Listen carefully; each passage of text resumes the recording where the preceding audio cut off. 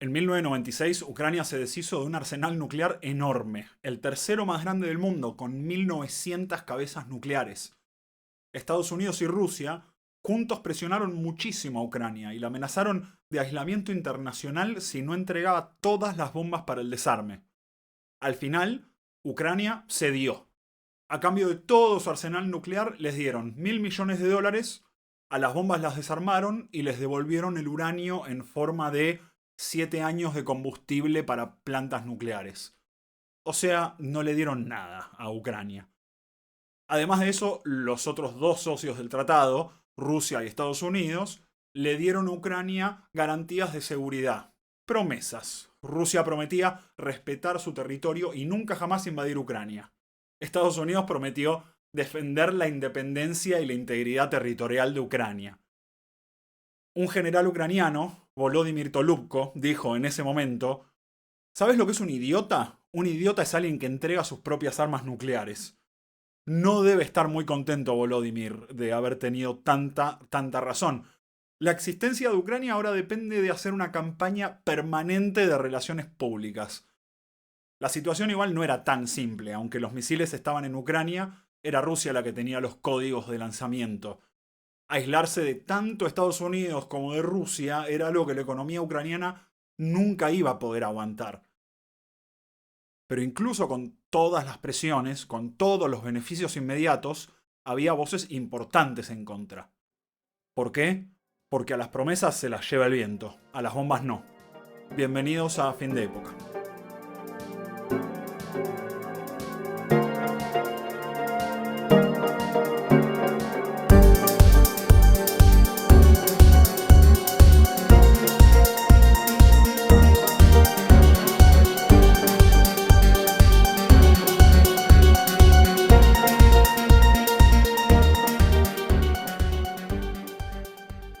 El territorio de Ucrania es una de las zonas más importantes para la humanidad. Estamos bastante seguros, por ejemplo, de que ahí empezó el lenguaje indoeuropeo y de que ahí se domesticó por primera vez el caballo. Desde el siglo IX que Kiev y las planicies fértiles de Ucrania fueron el centro de un gran reino, llamado el Rus de Kiev. En inglés lo van a escuchar como Kievan Rus. Por lo que Kiev tiene un estatus muy parecido al de Roma en la cultura eslávica. Es como el punto de origen de una cultura y un imperio. Ucrania, Rusia y Bielorrusia se pelean por ser el Rus original. Y a Rusia nunca no le va a ofender un poquito que Kiev no sea rusa. El Rus de Kiev lo terminan los mongoles en el siglo XII. Le pasan por arriba dejando atrás un desorden de principados y grupos que luego serían los Balcanes y Europa del Este. El territorio que es Ucrania va y viene entre los cosacos, los canes, los otomanos, los rusos, los austrohúngaros. A nosotros el evento que más nos importa hasta el siglo XX es Catalina II, Catalina la Grande. A finales del siglo XVIII conquista un gran pedazo de Ucrania, la península de Crimea y un gran pedazo de todas las planicies del este, y lo nombra Novorossia o Nueva Rusia. Y empieza lo que se llama rusificación. Rusificación es abrir las tierras a colonos rusos y desplazar a todas las poblaciones locales. Imponer el lenguaje ruso a través de la educación y la burocracia para hacer que el territorio que hoy no es culturalmente ruso sea culturalmente ruso en el futuro. Como las tierras de Ucrania oriental son muy fértiles, la rusificación tuvo mucho éxito. Tanto éxito que los mapas electorales de todas las elecciones de Ucrania, desde que existe, tienen una muy clara línea divisora entre la vieja Ucrania y la nueva Rusia. Tuvo tanto éxito que la guerra de hoy se trata de esa división. Esto es importante porque cuando la gente habla de separatismo en Ucrania Oriental y lo trata de poner en el mismo plano que, no sé, Cataluña, la comparación es poco sincera porque los rusos de Ucrania del Este son ellos mismos colonos más o menos recientes, bancados por un imperio. No digo que sus opiniones no valgan, solo digo que la historia tiende a embarrar un poco la cancha, especialmente en este lado del mundo. El siglo XX es todo sufrimiento para Ucrania, al menos la primera mitad. Lo empieza bajo el Imperio ruso. En la Primera Guerra Mundial, Rusia pelea contra Austria-Hungría, principalmente en territorio ucraniano. Después los soviéticos pelearon la guerra civil contra los blancos en territorio ucraniano. Después tuvieron su propio movimiento revolucionario, la Majnovchina, que trató de implantar el anarcosocialismo en el territorio de Ucrania. Nada más para que los bolcheviques vengan y los maten a todos como perros. Los mismos bolcheviques que hasta la muerte de Stalin se llevaban la comida de Ucrania para alimentar a los obreros y a los funcionarios en Moscú y San Petersburgo. Esto causó lo que se llama Holodomor, las hambrunas masivas que mataron más o menos 4 millones de personas. En el medio de todo eso, los alemanes ocuparon Ucrania y mataron ellos 1,5 millones de judíos y otros tantos habitantes ucranianos. Ucrania fue de los peores lugares donde pasar la primera mitad del siglo XX. Pero la Unión Soviética le dio un lugar muy importante a Rusia, en lo cultural, en lo administrativo y en lo económico. El territorio que le asignaron los soviéticos la hace el segundo país más grande de Europa, y el primero en porcentaje de tierras arables. ¿De dónde era el sucesor de Stalin, Nikita Khrushchev? De Ucrania. Y su sucesor, Leónidas Brezhnev, también es de Ucrania. O sea que de 1953 a 1982, la Unión Soviética fue gobernada por ucranianos. ¿Saben por qué Crimea es parte de Ucrania? Porque un año después de asumir como secretario general en 1954, Khrushchev transforma de un plumazo a la República de Crimea en una provincia de Ucrania. No digo que por esto no le corresponda Crimea a Ucrania, solo digo de nuevo que la historia tiende a embarrar un poco la cancha, especialmente en este lado del mundo. La Unión Soviética, más allá del abuso económico, le dio mucha libertad cultural a Ucrania y le dejó prosperar su nacionalismo en temas como, por ejemplo, idiomas, literatura nacional, poesía, todas esas cosas. No solo porque había ucranianos muy poderosos en la cúpula soviética, sino porque la parte de Unión de Repúblicas, de la Unión de Repúblicas Socialistas Soviéticas, se tomaba eso muy en serio y le daba a las distintas repúblicas mucha libertad cultural. El próximo tema muy importante de entender, al menos por arriba, es el colapso de la Unión Soviética, que es un tema gigante, pero creo que la mejor manera de definirlo, y no es mía, es de Stephen Kotkin, biógrafo de Stalin y estudioso del colapso de la Unión Soviética, es como una corrida bancaria, pero política. ¿Qué queremos decir? Gorbachev tomó dos grandes iniciativas cuando tomó el poder de la Unión Soviética para tratar de arreglar el sistema que él creía que estaba cerca de caerse. Glasnost y Perestroika. Glasnost era un programa de transparencia y apertura, y Perestroika era un programa de reforma y democratización. La idea era reformar todo el sistema, pero lamentablemente cuando tu programa de transparencia lo que muestra es que se robaron todo lo que no estaba atornillado y que esto se cae mañana, el incentivo es a llevarse lo poco que queda y correr. Y cuando le ofreces a la gente reforma, pero reforma restringida, contenida, lo que la gente quiere es reforma completa. Abriste un poquito y se te rompieron todas las compuertas. La iniciativa de transparencia de Gorbachev hizo que todos los que tenían confianza depositada en el sistema corrieran todos juntos a retirarla. Mientras que la iniciativa de reforma lo que hizo es abrirles una ventanilla por la cual retirar esa confianza, que antes estaba en un corralito político, sin opciones. Cuando empezás a ver que todos se van corriendo de un edificio como si estuviera prendido fuego, no te querés quedar a ver qué pasa. Y en este caso todos sabían lo que pasa, en mayor o menor medida.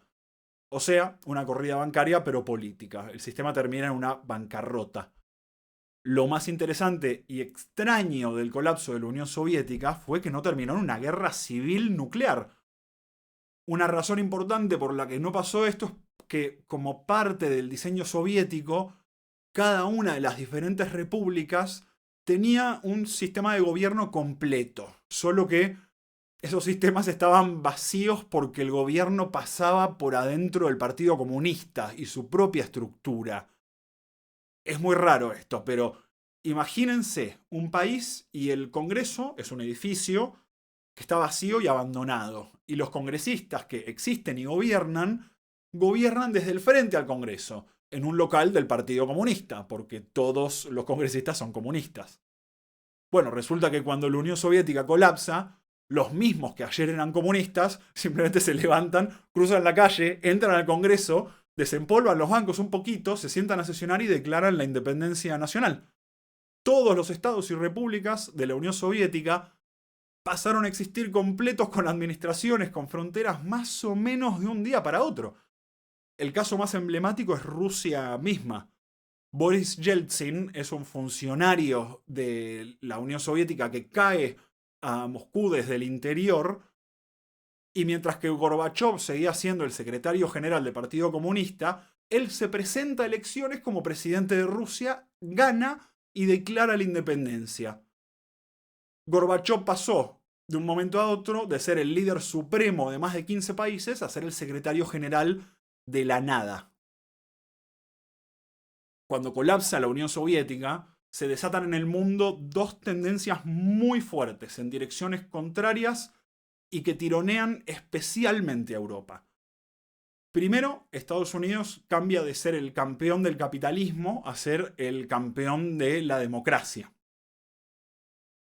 Segundo, Rusia aparece como Estado-nación y pretende ser tratada como una gran potencia, y se frustra cuando no la dejan. Sobre la primera, Estados Unidos cambia su estrategia porque cuando no está más la Unión Soviética, pasa de promocionar globalmente el capitalismo, que ya ganó, a la democracia republicana. También se compromete a expandir la OTAN para garantizar su propia seguridad. La visión es idealista y simple. Siempre volvemos a Francis Fukuyama. Ahora que no hay más comunismo, podemos superar las dictaduras y los sistemas primitivos de gobierno y tener un mundo seguro con democracias republicanas y terminar la historia. Hoy me importa un problema particular de esto, que podemos llamar la geopolitización de la democracia. El que Estados Unidos se llene tanto la boca de democracia hace que las instituciones liberales se conviertan en parte de las peleas de los países, o sea, la geopolítica. Biden lo dijo hace poco, democracias contra autocracias. Pero Estados Unidos no es un gran campeón de la democracia, como sabemos bien en Latinoamérica y como saben bien en Arabia Saudita. Esto resulta en que el lenguaje mismo de la democracia y las instituciones, que antes tenían un aroma de renacentismo y libertad, ahora tengan un terrible tufo a frito yanqui, con toda la carga de hipocresía que eso trae. Yo quiero democracia liberal, pero yo no quiero yanquis, no quiero freedom fries. En esto, Estados Unidos es muy tonto a la hora de entender su propia imagen en el extranjero. Le hubiera hecho mucho mejor a la democracia que se calle en la boca. Pero bueno, esa es la primera tendencia global. Estados Unidos, campeón de la democracia. La segunda gran tendencia es Rusia queriendo ser una gran potencia y su frustración cuando no la dejan. Antes de las guerras mundiales, el mundo tenía un sistema distinto y se asumía que las grandes potencias tenían el poder legítimo sobre sus imperios y sus áreas de influencia. O sea, si Irlanda quería hacer algo y Gran Bretaña no quería, entonces era normal que Inglaterra invada Irlanda. Las grandes potencias compartían un lugar especial por sobre los pequeños paisitos normales, como si ellos fueran los únicos adultos en un mundo de niños. Pero toda la ingeniería occidental post Segunda Guerra Mundial se trata de desarmar ese sistema de grandes potencias y balances de poder para ir, en teoría, hacia un sistema de asociaciones libres y tratados individuales entre países, sin que nadie más les diga qué hacer. Un sistema con leyes internacionales, con garantías individuales, con grandes alianzas con leyes como las Naciones Unidas, la OTAN, la Unión Europea o, en nuestro vecindario, el Mercosur.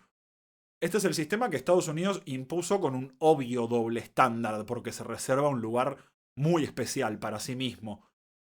Pero Rusia, en su vecindario, quiere ser como Inglaterra solía ser en el suyo, y toda su postura diplomática y retórica gira alrededor de que cualquier cosa que haga alguien en su vecindario, sin que ellos den el ok, la está agrediendo. Y cuando le preguntan por qué, dice, bueno, porque Estados Unidos hace lo mismo. Obviamente que Rusia no le cree una palabra a la seducción de Estados Unidos y a este nuevo orden mundial que supuestamente es más justo.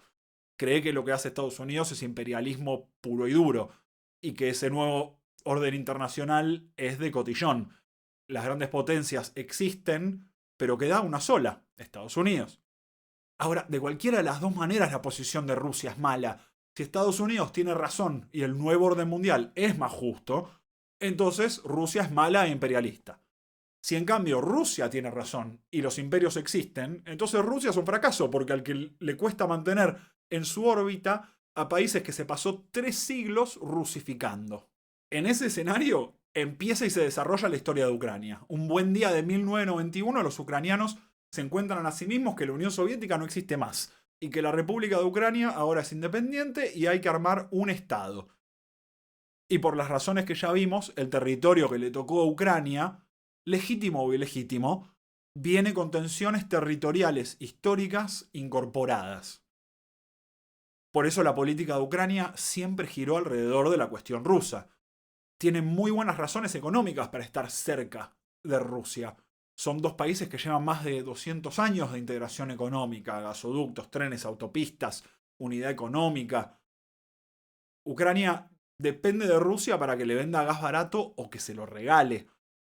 Ucrania nunca pretendió ni tuvo la opción de cortar relaciones económicas ni culturales con Rusia. Recuerden que la mitad de su población se considera culturalmente muy cercana a Rusia. Y cosas como la libre circulación de gente, bienes y servicios en los espacios exsoviéticos son cosas súper importantes para casi toda su población. La parte de Ucrania a la que los rusos le dicen Nueva Rusia es más chiquita en extensión, pero tiene mucha gente y tiene la posibilidad de armar mayorías. Esto hace muy difícil al principio que alguien completamente anti-Rusia gane una elección. Por otro lado, Ucrania tiene una vocación europeísta muy fuerte y no se hace ninguna ilusión de las ideas de Rusia. Las élites rusas no hacen ningún esfuerzo por disimular que creen que los ucranianos son rusos que se olvidaron de que son rusos. Putin le dijo una vez a George Bush, ¿qué haces, George? Ucrania no es ni siquiera un país de verdad. Saben desde el principio que si le dan la mano a Rusia eventualmente se van a quedar sin brazo. Y los ucranianos se sienten tan europeos como rusos, especialmente los ucranianos del este, y su visión de cómo gobernarse y cómo integrarse al mundo está mucho más en la línea de Occidente. Al mismo tiempo, Ucrania quiere seguridad, quiere protegerse de que Rusia la invada o la absorba, y solo Occidente le puede dar eso. Incluso la mayoría de la gente que es prorrusa también es pro soberanía y no es separatista. Todo esto hacía muy difícil que alguien completamente pro Rusia gane ninguna elección. Y desde el primer momento, Ucrania mostró una vocación muy fuerte por la democracia. Básicamente todas las fuerzas políticas, las pro-EU y las pro-Rusia, en principio estaban de acuerdo con que querían resolver sus diferencias a través de elecciones, partidos, parlamento y el juego libre democrático.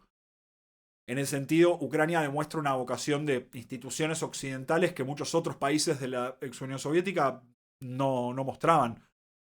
El problema es que dentro de ese juego político, partidario y electoral, lo que se disputa es un equilibrio imposible y una división territorial y cultural entre que la mitad de la población tira para el este pero sin querer romper con el oeste y la otra mitad tira para el oeste sin querer romper con el este.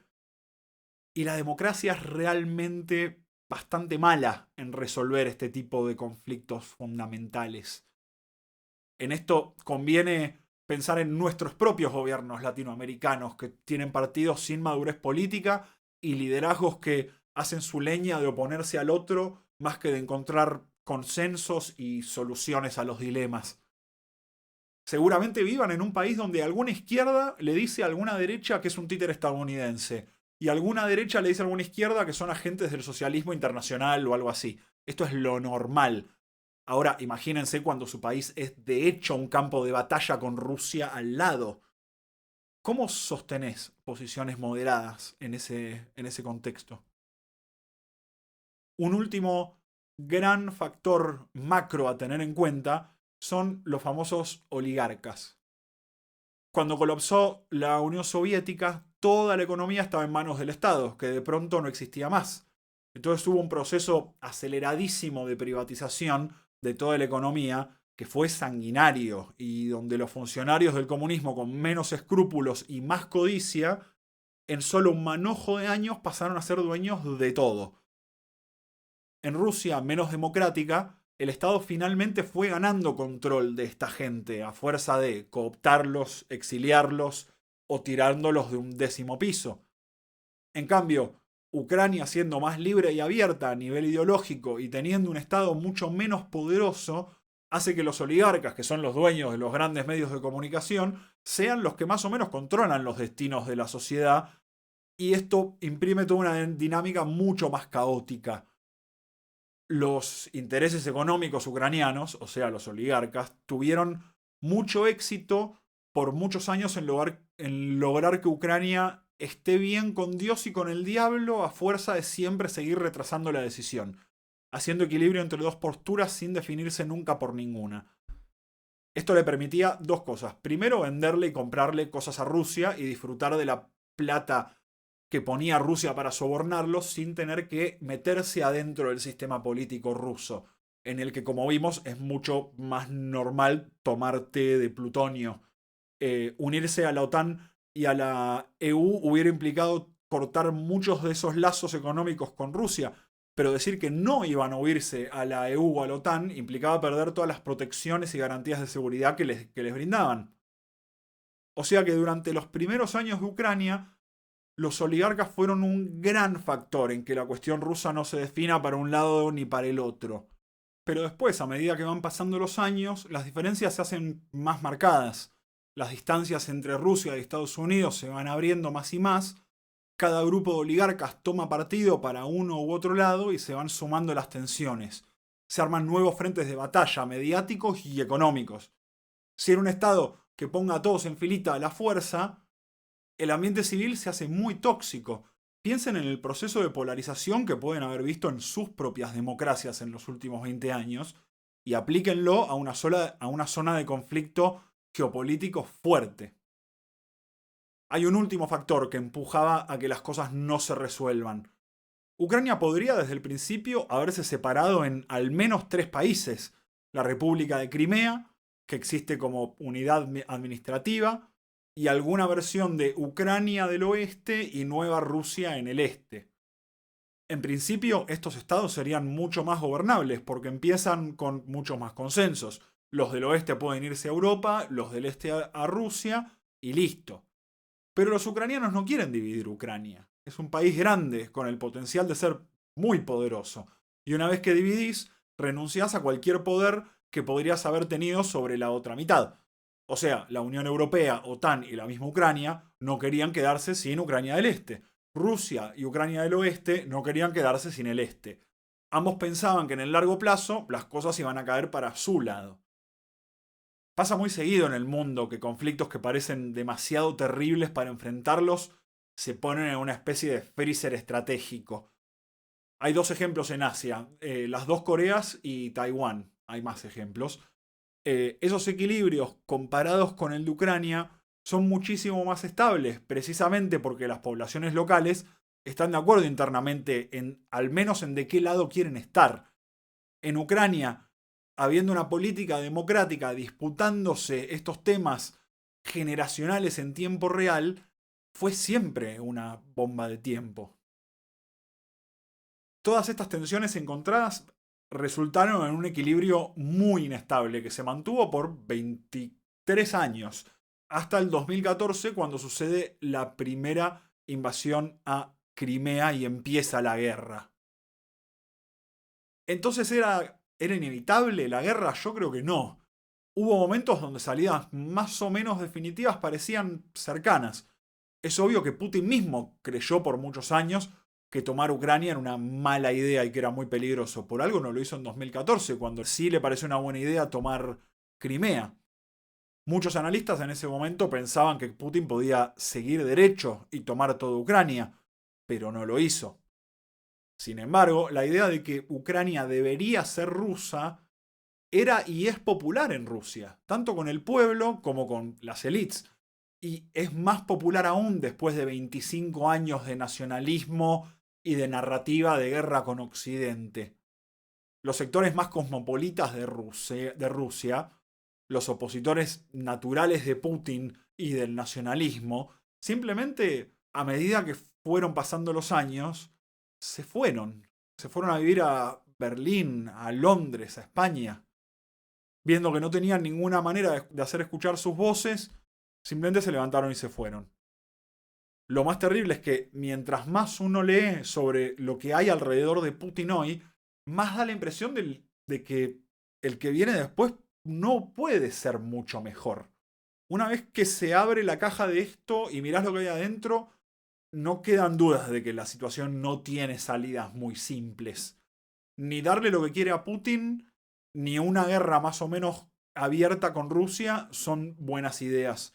Forzar un cambio de régimen en Rusia, que es lo primero que se le ocurre a Estados Unidos frente a estas situaciones, no funcionaría. Yo tengo mis ideas de cómo sigue o cómo termina esto, pero va a ser para un próximo episodio.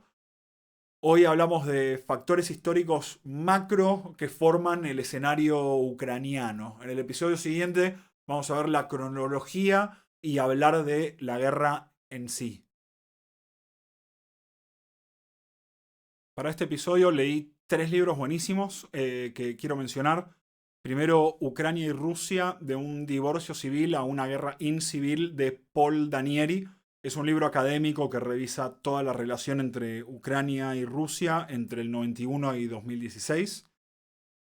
Armagedón evitado, el colapso soviético 1970-2000, de Stephen Kotkin. Kotkin es un biógrafo de Stalin y uno de los mayores expertos de Rusia y un tipo muy lindo de leer. Y por último, Todos los hombres del Kremlin, de Mikhail Sigar, un periodista ruso que revisa la conformación del régimen ruso durante toda la era Putin. Un libro muy apasionante con muchas entrevistas a todos los diferentes protagonistas. Este fue Fin de Época, episodio 3. Espero que les haya divertido, suscríbanse y denle like. Muchas gracias.